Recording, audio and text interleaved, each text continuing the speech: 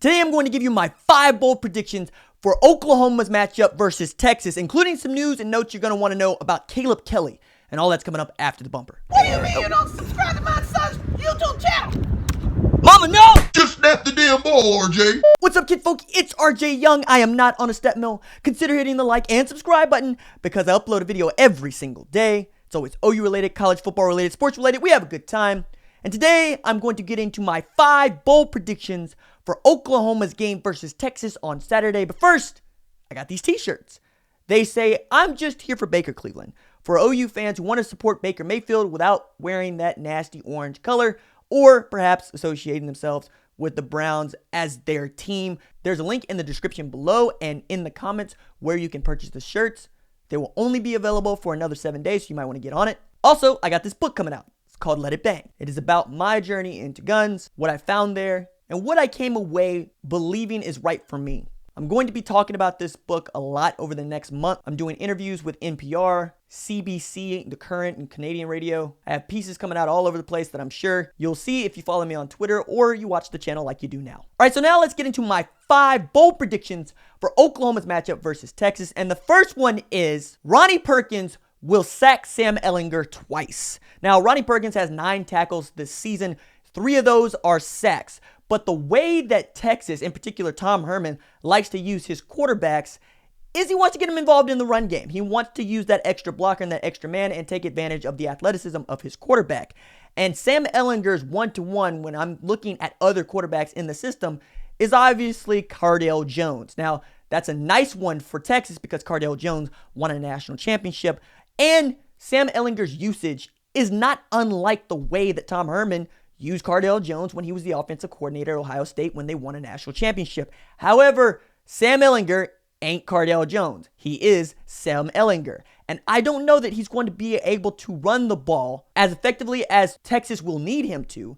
And if he has to hold on the ball longer than 2.5 seconds, I have faith that Ronnie Perkins is going to get there. He's going to get there because guys like Neville Gallimore, Monty Bledsoe are going to be crushing the pocket. And Mike Stoops is probably going to dial up his blitzes every time the Longhorns are in passing situations. And more to the point, Ronnie Perkins' red shirt this season, it's gone. He's not redshirting this season. It's over with. It is burnt up. He has played in every game the Sooners have played this year. That is 5. The cutoff is 4. I expect them to use as much Ronnie Perkins as they possibly can, particularly in a game where you want to get to the quarterback because the quarterback is the driving force of the offense. And wouldn't it be great if Ronnie Perkins' coming out party was by putting Sam Ehlinger on the ground? My next bold prediction is that Kennedy Brooks will have 2 runs of 20 yards or more.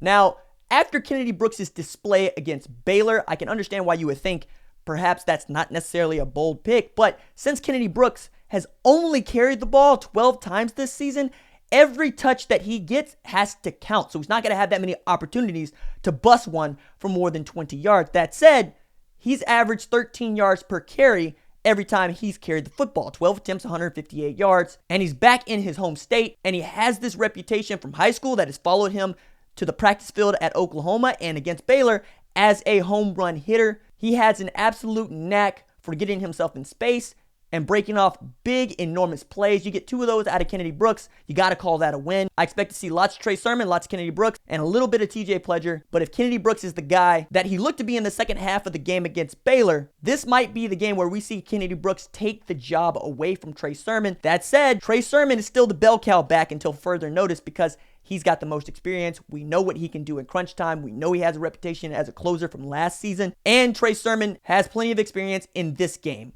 My next bold prediction is that Trey Brown is going to grade out the best of all the defensive players for Oklahoma.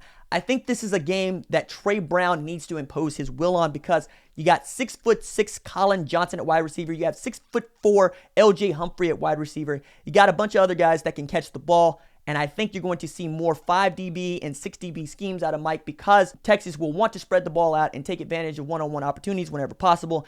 And when you have blitzes that you're dialing up the way that Mike Stoops is, Trey Brown, Trey Norwood, Parnell Motley, those guys are going to have to be absolutely great in their one-on-one opportunities. When you go man coverage, you go press coverage, you're going to have a guy who can stay in someone's back pocket and can chase down the play and outrun the ball. Trey Brown is one of the fastest Sooners we have on the team.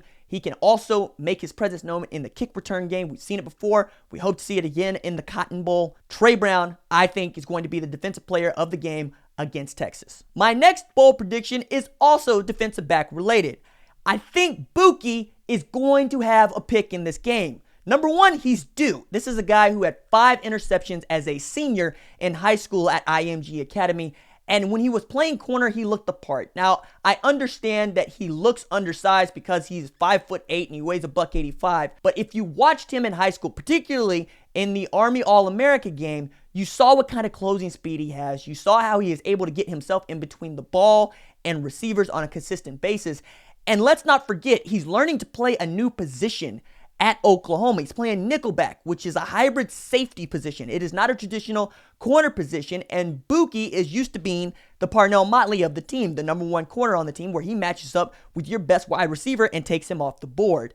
But I think that Buki is slowly coming into his own. You see his versatility. He can get better at wrapping people up, put him on the ground, enough with the shoulder shoves. But his true presence can be felt when he's in ball hawk mode, when he's breaking up passes, when he's coming on blitzes. And I think in this game, he'll have an opportunity to pick off a Sam Ehlinger who has shown himself to be better at taking care of the ball since the Maryland game, particularly against TCU. But I think Buki's going to have opportunities and be in position to go snatch a ball out of the air and get a takeaway in a game where takeaways are going to matter, because these games with Texas have been tight in the last few years. Every turnover matters. If Buki could come up with one, especially when the game is on the line, that would be amazing for Oklahoma. And the fact that he hasn't had one, and he had 5 as a senior last year, and he's a 5-star guy, and he's learning a new position, I think this is the game where he settles in, he goes and gets a pass. And my last bold prediction for Oklahoma versus Texas is that linebacker Caleb Kelly will have double-digit tackles against Texas. Now, number one, he's never done that before. Caleb Kelly has played in the last 3 seasons, and he has never put together a game where he's had 10 tackles. He had 9 against Kansas State in 2017. 8 of those were solo tackles. But after what we saw him do against Baylor, though it was garbage time, you can see his talent on display. You can see what it looks like when he is engaged and he understands what he is supposed to do, and his athleticism can take over. But also, if you are a member at 24/7, you read Brandon Drum's report that Caleb Kelly will likely cycle in with Curtis Bolton at the will linebacker position beside Kenneth Murray Jr. And you could see Bolton and Kelly on the field at the same time. Perhaps with Kelly at the Sam linebacker position, which takes Ryan Jones off the field, which I'm not exactly excited about because I like Ryan Jones.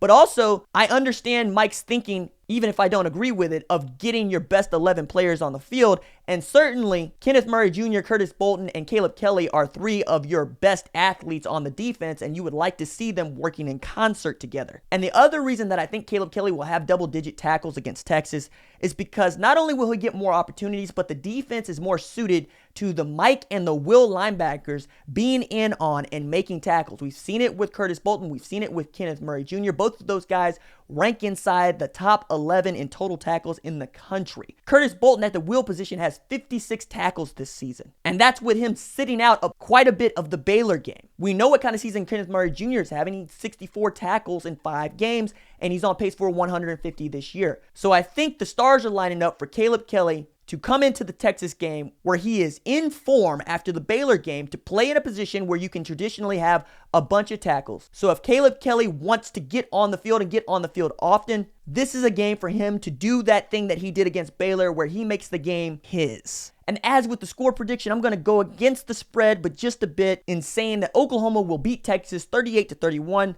The spread is 7.5 points. And as I said earlier, this has been a traditionally tight game in the last few years. I expect it to still be tight this year, but Oklahoma will get out of it 6-0. All right, that's it for me.